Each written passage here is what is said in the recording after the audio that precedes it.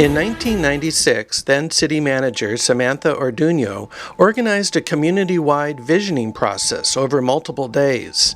Many diverse elements of the community participated and developed proposals that led to many important improvements in the community. I think the 2020 visioning process was really the key to the growth and the development of Carpinteria into the well-planned community that it is. The Seaside Shuttle was one of the projects that came out of our transportation study. And here's the first quarter. We've even had kids have their birthday parties on the shuttle, and people go shopping on the shuttle. And certainly they take the shuttle to the train, and so we've had over 1 million people ride that shuttle bus in the first couple of years. There we are, and had a great ride on the Seaside Shuttle. The Carpinteria Art Center also got support at the visioning meetings. The old Step 1 gallery lot was purchased in 2005, and the gallery merged into becoming the Carpinteria Art Center. Being right across the street from the Seal Fountain, the property serves as a gathering place for many art events and exhibitions. There are also plans to build a new artist-serving structure in the future. Oh, God's got a plan for me. Carpinteria Valley Art Center. I think it's great. Another program that came out of the visioning process was the Volunteer Host Program, manned by seniors. They love to sit down there at the kiosk in the Seal Fountain and help people, visitors, find places that they want to go and things that they want to do and places to shop. Carpinteria has long been an agricultural community. Initially walnuts, then lemons and avocados, and more recently flowers.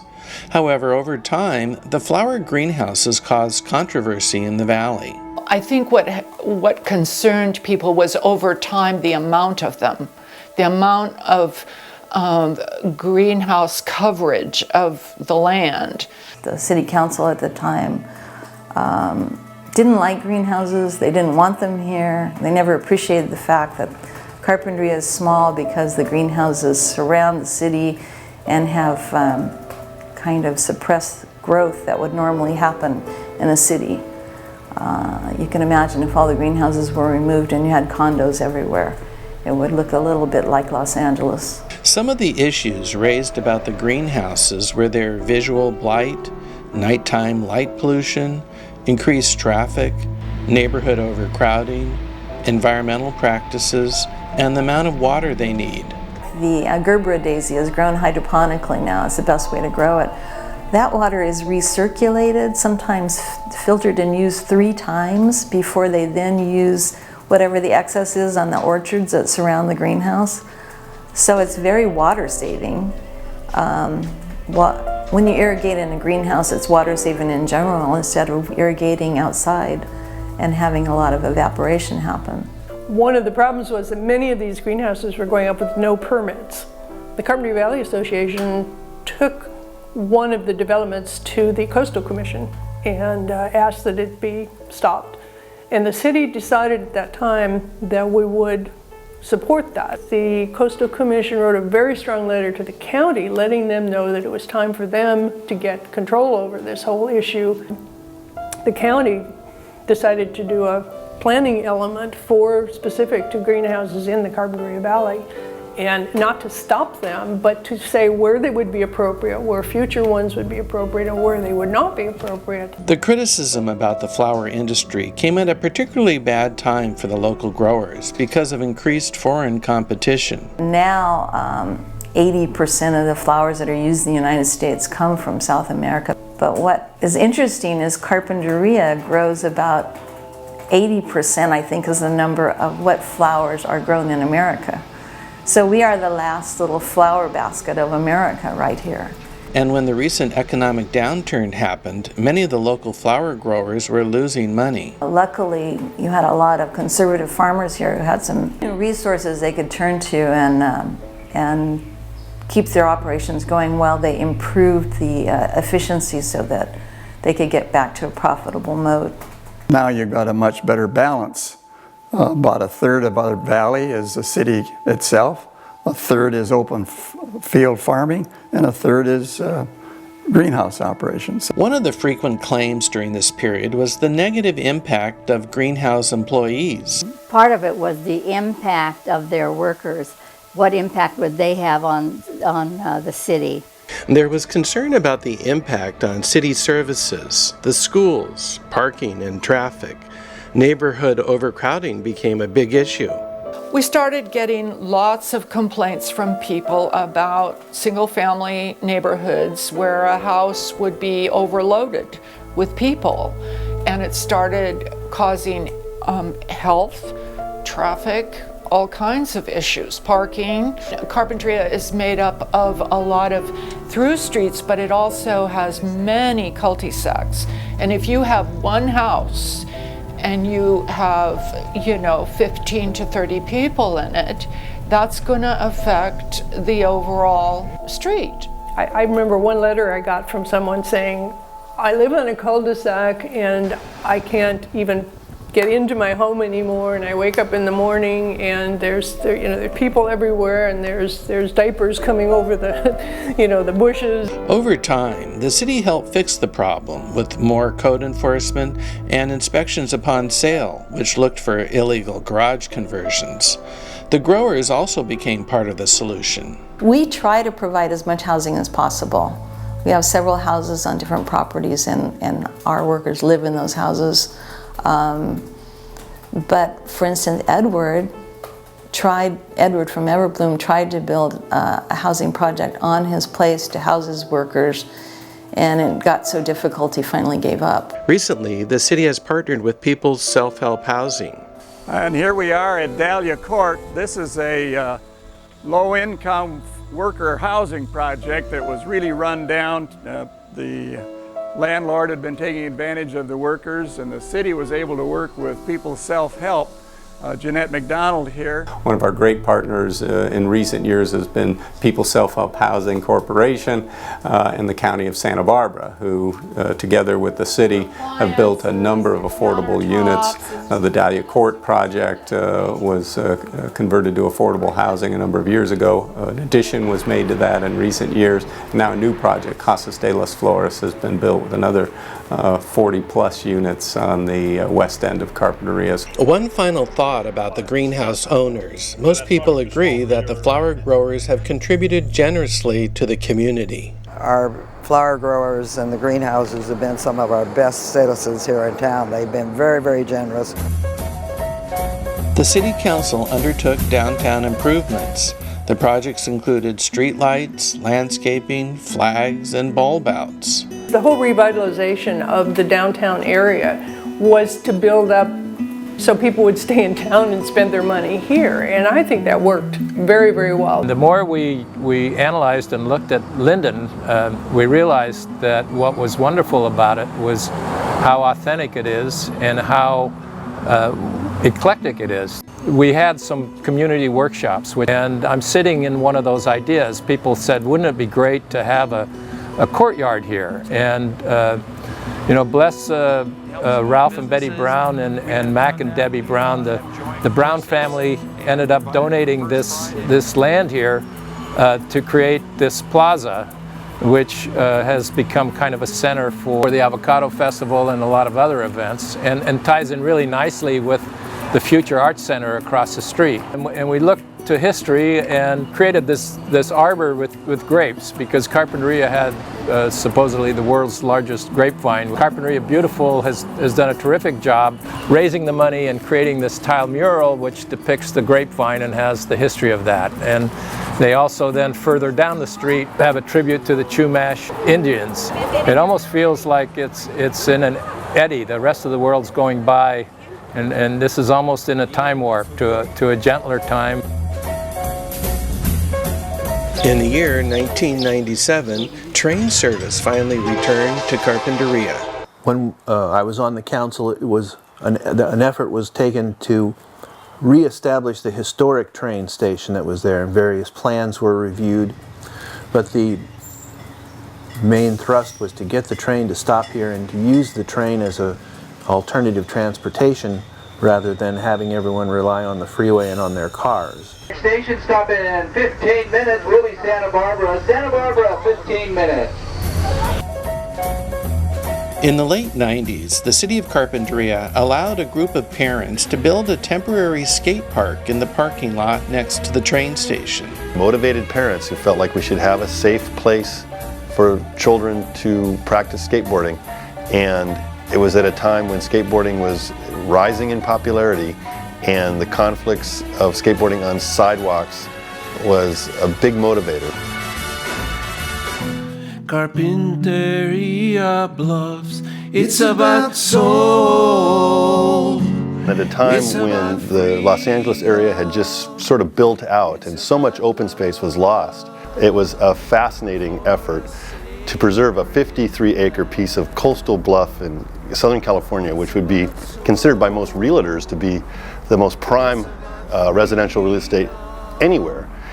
The Carpinteria Bluffs had been a point of contention for many years.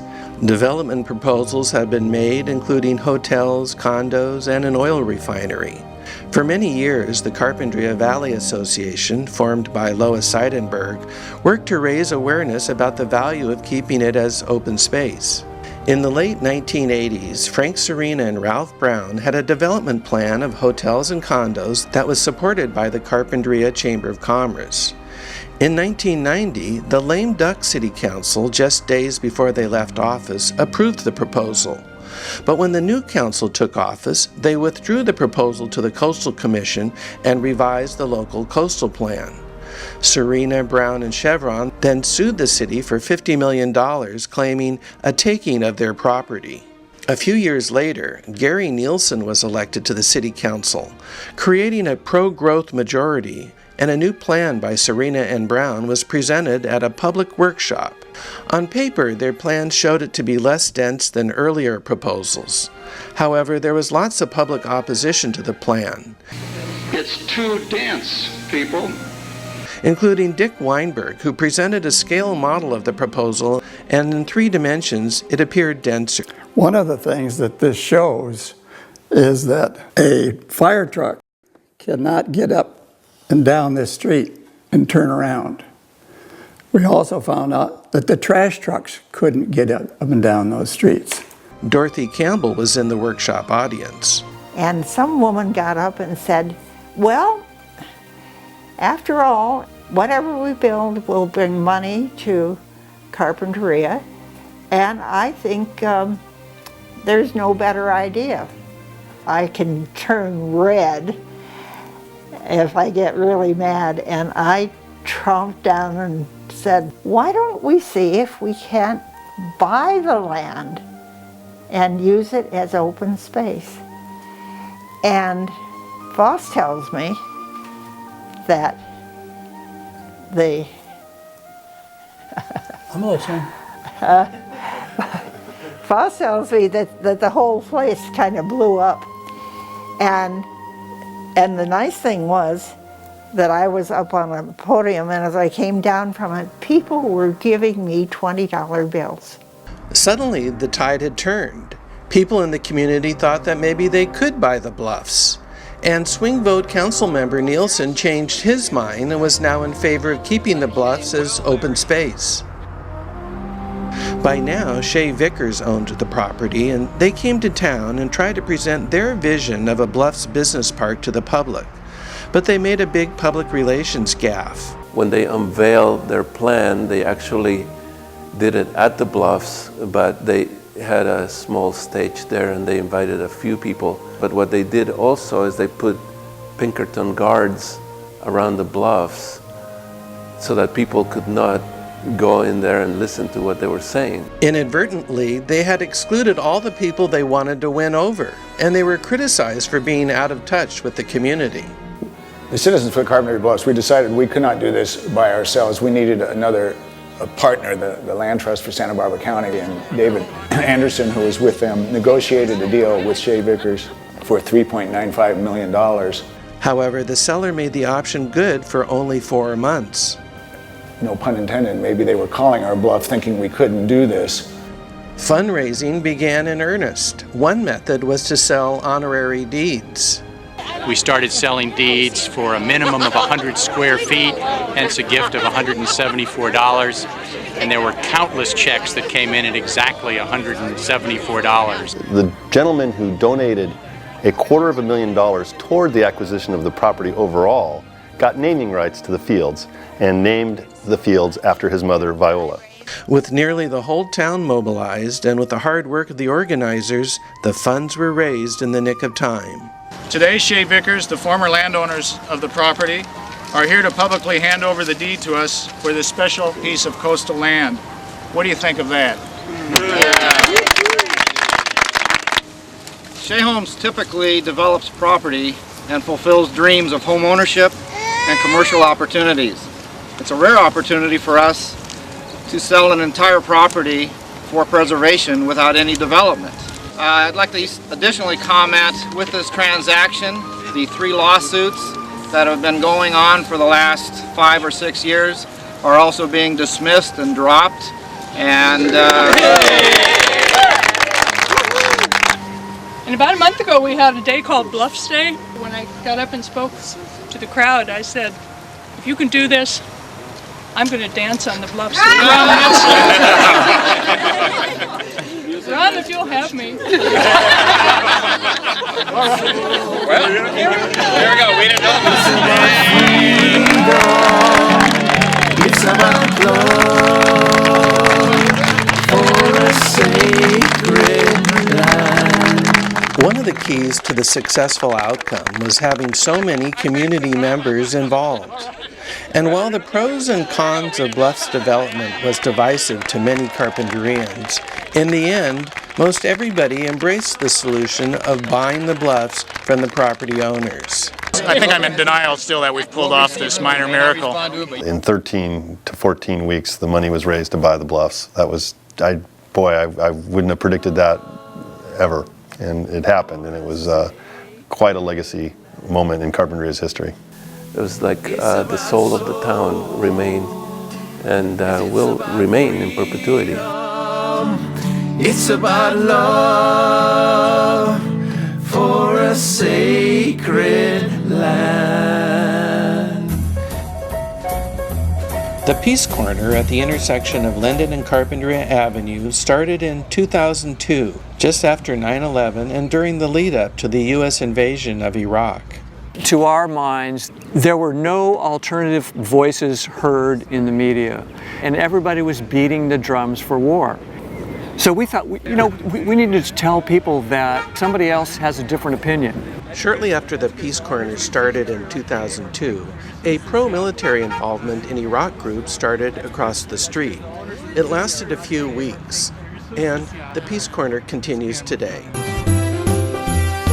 Santa Claus, atop Santa Claus Lane, had been a popular destination since the 1950s, with its miniature train ride, date shakes, and toy store. However, by the 2000s, the Santa Claus statue was falling apart and causing the roof below it to leak. The Santa Claus issue was, do we keep a 40-foot tall chicken wire, plaster, paper mache Santa Claus along Highway 101. A new owner in the 90s wanted to get rid of Santa Claus, just completely change the name to attract a different clientele, let's say. Santa's days were numbered. We looked at all sorts of preservation alternatives. The owners were very happy to donate it to the Historical Society and suggested we stick it on our roof here at the museum. They really did. Eventually, a water district near Oxnard invited Santa to their lot, about 30 miles south on the 101. So Santa's still spreading goodwill and has found a new home and survived to this day. This Marsh Park was slated for development as far back as the early 60s. The Marsh Park was a heroic effort to reclaim what was once wetland, was once filled with dirt to make way for condominiums, and that was clawed back and turned back into its wetland form. The UC, or the University of California's reserve manager, Wayne Farron, was the one who I believe deserves the most amount of credit for driving that project to its completion. But eventually, this area, which now has a medium tide in it, we'll have a series at low tide of channel, mudflat, pickleweed marsh, high marsh, palustrine scrub wetland, upland scrub, and grassland areas. 10 years of collaborative building, 10 years of funds seeking, 10 years of planning, all resulted in the Marsh Park as we see it today. After a period of heavy rains, the land above La Conchita at one point just gave way, and the mud and landslide just came roaring down into town and covered up, destroyed and buried a number of homes. And that was the first La Conchita landslide. A few years later, a second slide hit in the same area, and with unfortunate loss of life in this case. A number of people died. One whole family, just about an entire family, was wiped out. Many people believe that the slide was partly to blame by the Bluff Tops ranch owners over-irrigating their orchards. The slide was responsible for closing the 101 freeway for a number of days. Carpinteria's fourth decade ended on a sad note.